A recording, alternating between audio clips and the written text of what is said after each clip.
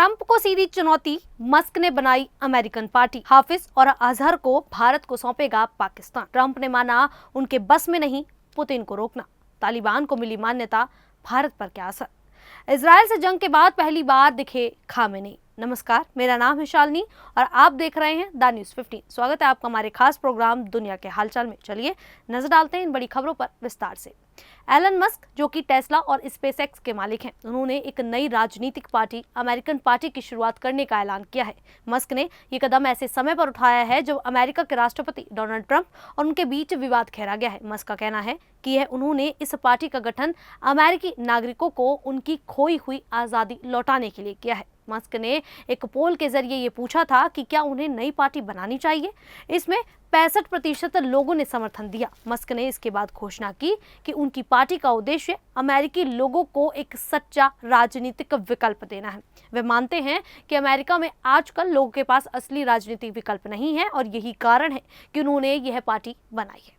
Musk और Trump के बीच विवाद की वजह एक नया बिल है जिसे अमेरिकी कांग्रेस ने पास किया। मस्क का कहना है कि यह बिल अमेरिका की आर्थिक स्थिति को और भी खराब कर सकता है। मस्क ने उन नेताओं का विरोध करने का ऐलान किया है जिन्होंने इस बिल का समर्थन किया। हालांकि मस्क ने पार्टी के भविष्य को लेकर अभी तक कोई ज्यादा जानकारी नहीं दी है, लेकिन इस कदम ने अमेरिकी राजनीति में बड़ी एक नई हलचल पैदा कर दी है। ये देखना दिलचस्प होगा कि मस्क की पार्टी आगामी चुनावों में, राष्ट्रपति चुनावों में क्या भूमिका निभाती है। वहीं पाकिस्तान के पूर्व विदेश मंत्री बिलावल भुट्टो ने कहा है कि अगर भारत अदालती प्रक्रिया में सहयोग करे तो हाफिज सईद और मसूद अजहर जैसे आतंकियों को भारत को सौंपा जा सकता है। अल जजीरा के एक इंटरव्यू में बिलावल ने बताया कि पाकिस्तान को ऐसे लोगों को प्रत्यर्पित करने में कोई आपत्ति नहीं है जिनसे भारत को खतरा है, लेकिन इसके लिए भारत को सबूत पेश करने होंगे और गवाहों को अदालत में लाना होगा। बिलावल ने कहा कि अगर भारत ये प्रक्रिया पूरी करता है तो प्रत्यर्पण में कोई दिक्कत नहीं होगी। उन्होंने ये भी कहा कि पाकिस्तान को मसूद अजहर के ठिकानों की जानकारी नहीं। अगर भारत पक्के सबूत देता है कि वह पाकिस्तान में ही है तो उसे गिरफ्तार किया जाएगा। मसूद अजहर का नाम 2001 के संसद हमले, 2016 के पठानकोट हमले और 2019 के पुलवामा हमले से जुड़ा है। वहीं हाफिज सईद 26/11 के मुंबई हमले का मास्टरमाइंड है। बिलावल ने कहा कि पाकिस्तान ने कभी बातचीत बंद करने या युद्ध की वकालत नहीं की, लेकिन भारत की आक्रामक नीति का जवाब देना पड़ा है। वही अमेरिकी राष्ट्रपति डोनाल्ड ट्रंप ने कहा है कि वह रूस यूक्रेन युद्ध को जल्द खत्म कर देंगे, लेकिन अब वे मान रहे हैं कि यह इतना आसान नहीं है। 5 जुलाई 2025 को ट्रंप ने बताया कि रूसी राष्ट्रपति व्लादिमीर पुतिन के साथ 3 जुलाई पर फोन पर बातचीत हुई और जिससे उन्हें निराशाई हाथ लगी, क्योंकि पुतिन ये युद्ध रोकने की रुचि में नहीं है। ट्रंप ने कहा, मुझे नहीं पता कि युद्ध रुक पाएगा या फिर नहीं। हालांकि उन्होंने ये भी कहा कि वह युद्ध खत्म करना चाहते हैं।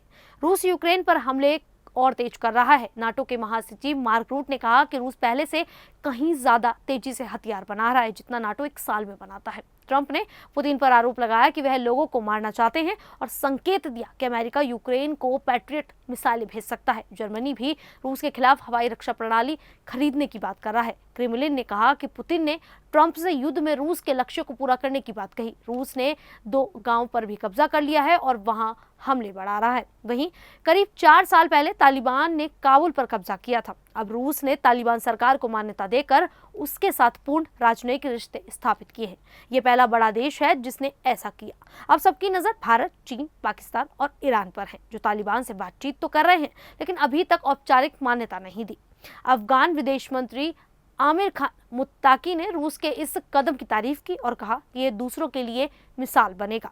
भारत का तालिबान के साथ रुख सावधानी भरा है। 1996 में तालिबान के सत्ता में आने पर भारत ने काबुल में अपना दूतावास बंद कर दिया था, क्योंकि उसे पाकिस्तान की खुफिया एजेंसियों से जोड़ा जाता था। 2001 में तालिबान हटने के बाद भारत ने दूतावास फिर खोला, लेकिन तालिबान के हमलों का सामना करना पड़ा। 2021 में तालिबान की वापसी के बाद भारत ने दूतावास फिर खोला और दोहा व दुबई में तालिबान से बातचीत शुरू की। भारत ने पाकिस्तान में काफी निवेश किया और पाकिस्तान चीन के प्रभाव को रोकने के लिए तालिबान से संपर्क जरूरी भी है। भारत मानवीय सहायता दे रहा है और चबाहार बंदरगाह के जरिए व्यापार में मदद कर रहा है, लेकिन भारत वेट एंड वॉच नीति पर चल रहा है। वह तालिबान के शासन की स्थिरता और उनके वादों का इंतजार कर रहा है। तालिबान को मान्यता देना भारत की पश्चिमी देशों के साथ रिश्तों और उस वैश्विक छवि पर असर डाल सकता है। समय बताएगा कि भारत कब तालिबान को मान्यता देता है। वहीं ईरान के सर्वोच्च नेता अयातुल्ला अली खामनेई हाल ही में ईरान इजराइल युद्ध के बाद पहली बार सार्वजनिक रूप से दिखाई दिए हैं। ये घटना शनिवार को हुई जब उन्होंने तेहरान में एक धार्मिक शोक समारोह में भाग लिया। इस दौरान भारी संख्या में लोग वहां मौजूद थे। खामनेई को काले कपड़े पहने हुए देखा गया। उन्होंने नमाजियों के साथ इमाम हुसैन की शहादत की सालगिरह मनाई, जो शिया मुसलमानों के लिए एक महत्वपूर्ण दिन है। सरकारी मीडिया ने बताया कि खामनेई को मस्जिद में जयकारे लगाते हुए दिखाया गया।